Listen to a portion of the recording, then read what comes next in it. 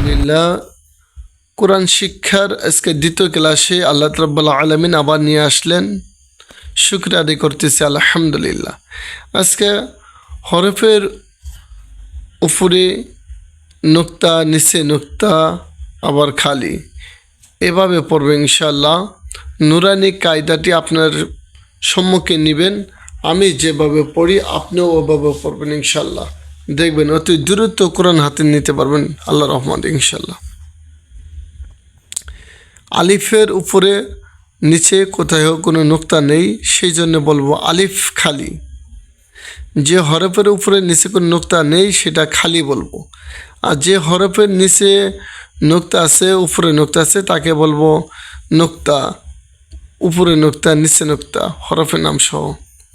যেমন বলতেছি, আলিফ খালি, বার নিচে এক নুক্তা, তার উপরে দুই নুক্তা, হার উপরে তিন নুক্তা, জিমের নিচে এক নুক্তা, খালি, খর উপর এক নুক্তা, দাল খালি, রালের উপর এক নুক্তা, র খালি, ঝার উপর এক নুক্তা, সিন খালি, শিনের উপর তিন নুক্তা, সদ খালি, দদের উপর এক নুক্তা, ত খালি, জর উপর এক নুক্তা, আইন খালি, গয়নের উপর এক নুক্তা, ফার উপর এক নুক্তা, কফের উপর দু নুক্তা, কাফ খালি, লাম খালি, মিম খালি, নুনের উপর এক নুক্তা, ওয়াও খালি, হা খালি, হামজা খালি, ইয়ার নিচে দুই নুক্তা, ইয়া খালি। নুক্তা দিয়ে আমরা বেশি বেশি করে পড়ব, তাহলে কোরআনের যে কোনো হরফ ইনশাল্লাহ আপনি চিনতে পারবেন।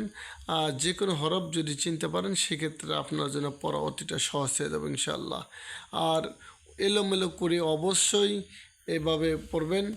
যেমন আলিফ খালি, শিনের উপর দুই নুক্তা, মিম খালি, কফের উপর দুই নুক্তা, সদ খালি, ত খালি, গয়নের উপর এক নুক্তা, ইয়ার নিচে দুই নুক্তা। এভাবে এলোমেলো করে নিজেকেই ধরবেন আর মুখস্থ ধরবেন, না দেখে বলবেন। না দেখে বলার পরে দেখবেন আপনার হরফের সঙ্গে আপনার কথার সঙ্গে মিল আছে কিনা। যদি মিল থাকে তাহলে মনে করবেন যে আপনি হরফ সুন্দর করে আপনি শিখতে পারছেন ইনশাআল্লাহ। তখন আপনি দ্বিতীয় পৃষ্ঠায় পরে চলে যাবেন ইনশাআল্লাহ। যদি ভিডিওটি ভালো লাগে অবশ্যই চ্যানেলটি সাবস্ক্রাইব করবেন, লাইক কমেন্ট অবশ্যই করবেন, আর অন্যজনকে কোরআন শিক্ষা করার জন্য বেশি বেশি করে ভিডিওটি শেয়ার করবেন ইনশাআল্লাহ। আসসালামু আলাইকুম রহমতুল্লাহ।